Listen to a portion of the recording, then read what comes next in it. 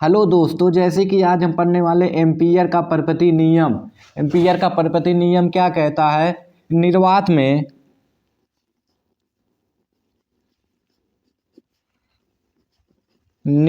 में किस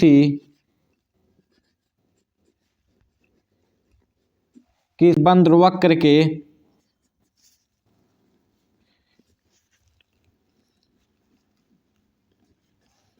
चारों ओर चुंबकीय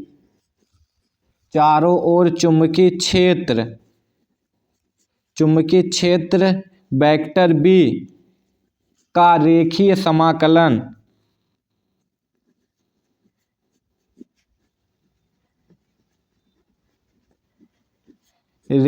समाकलन उस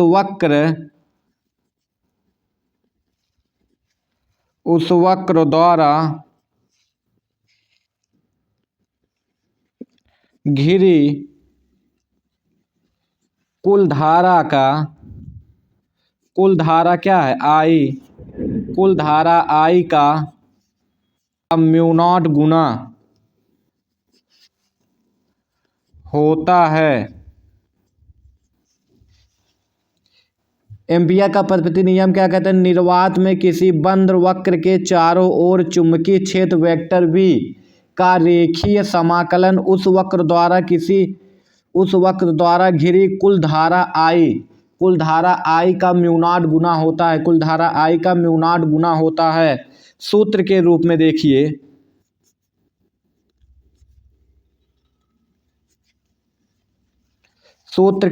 देखिए, वेक्टर B डॉट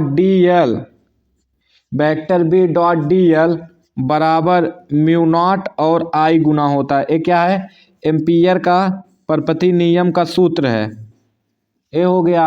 अब देखते हैं इसकी उत्पत्ति क्या सिद्ध करना है। तो सिद्ध करने के लिए फिगर बना लीजिए। पहले फिगर बना लीजिए। फिगर मान लीजिए एक चालक तार XY एक चालक तार लिए, जिसमें नीचे से ऊपर की ओर I एम्पीयर की धारा बही।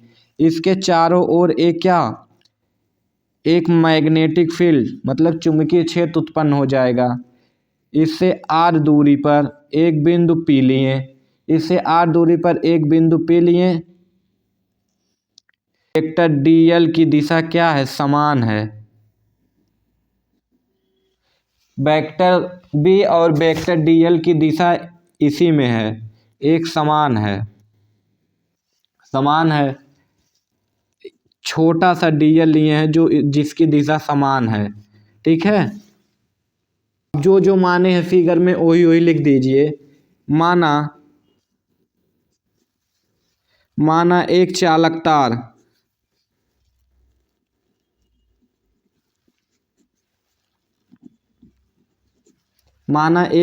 तार XY है। एक चालक XY है। इसमें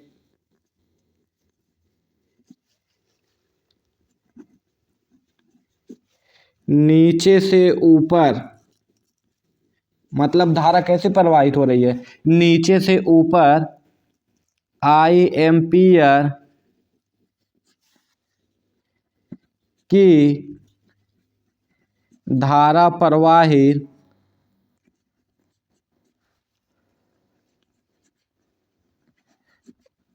हो रही है। I एम्पीयर की धारा प्रवाहित हो रही है। इसके चारों ओर एक पथ स्थित है।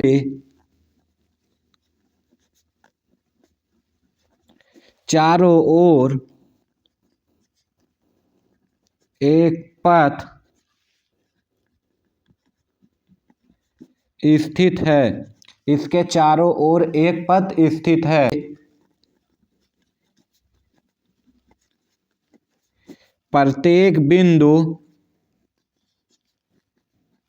इसके प्रत्येक बिंदु पर चुंबक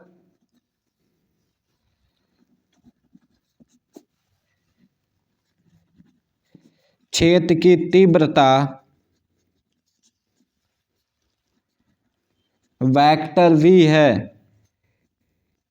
इसके प्रत्येक बिंदु पर चुंबकीय क्षेत्र की तीव्रता वेक्टर B है। ये हो गया। बी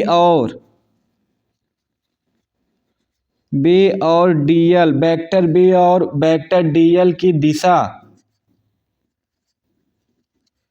दिशा समान है तो थीटा इज इक्वल टू 0 अंश। तो थीटा 0 अंश होगा। तो देखिए, माना एक्स वाई एक चालक तार है जिसमें आई एम्पियर की धारा नीचे से ऊपर की ओर प्रवाहित हो रही है। इसके चारों ओर एक पथ है जिसके प्रत्येक बिंदु पर चुंबक क्षेत्र की तीव्रता वेक्टर बी है और अल्पांश लंबाई डीएल है।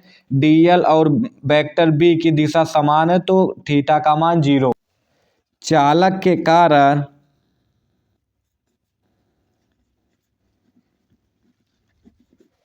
बिंदु P पर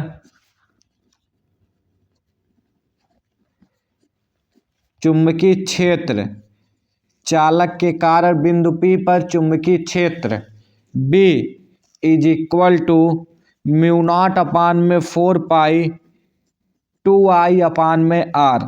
म्यू नॉट अपान में 4 पाई 2I अपान में R। ये क्या है? बिंदु P पर चालक के कारण उत्पन्न चुंबकीय क्षेत्र। ये हो गया चुंबकीय क्षेत्र वेक्टर B का रेखीय समाकलन।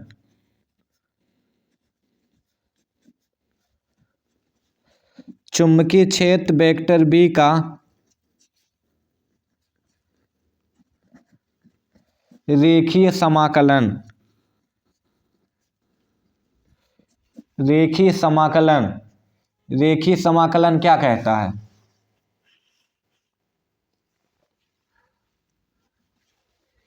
रेखीय समाकलन तो पता ही होगा,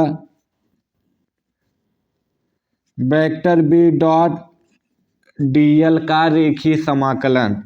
वेक्टर बी डॉट डीएल का रेखीय समाकलन। डॉट मतलब मान लीजिए कोई है vector A dot vector B, तो अगर हम डॉट हटाते हैं वेक्टर तो ए बी कॉस थीटा लिखते हैं। ए बी कॉस थीटा लिखते हैं। अगर vector A cross vector B है तो क्रॉस हटाने के लिए ए बी साइन थीटा लिखते हैं।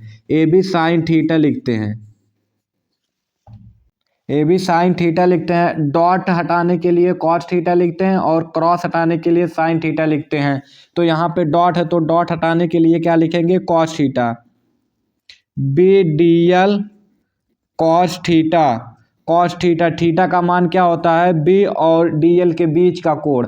तो बी और डी एल के बीच का कोण कितना है? 0 अंश, क्योंकि दोनों की दिशा समान है। दोनों की दिशा समान है तो बी डी एल कॉस 0 अंश। कॉस 0 अंश, कॉस 0 अंश का मान, चूंकि कॉस 0 अंश का मान 1 होता है, कॉस 0 अंश का मान 1 होता है, तो यहाँ से बी डॉट डी एल और कॉस 0 अंश का मान 1 हो गया। तो क्या आ गया? समाकलन में B dot B D L आ गया। बी कांस्टेंट है, बी का समाकलन नहीं होगा, बी बाहर आ जाएगा। समाकलन में डीएल, समाकलन में डीएल का समाकलन होगा। किसी के सापेक्ष समाकलन होता है तो डीएल समाकलन को खा जाएगा। तो बी डॉट एल, एल क्या है? एल परिधि की पूरी लंबाई है। परिधि की पूरी लंबाई है तो बी क्रॉस परिधि की पूरी लंबाई क्या है? 2 पाई आर।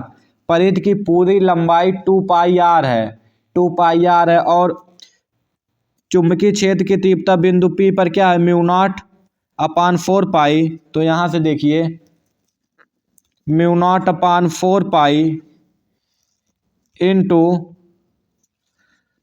2I अपान में R into 2 pi R. 2 pi R, R से आर कट गया, पाई से पाई कट गया, 2 4 से 4 कट गया, तो क्या आ गया? म्यू नॉट अपान में आई। म्यू नॉट अपान में आई। तो सिद्ध हुआ कि रेखीय समाकलन म्यू नॉट अपान में आई आएगा। प्रूव्ड हो गया। धन्यवाद बच्चों।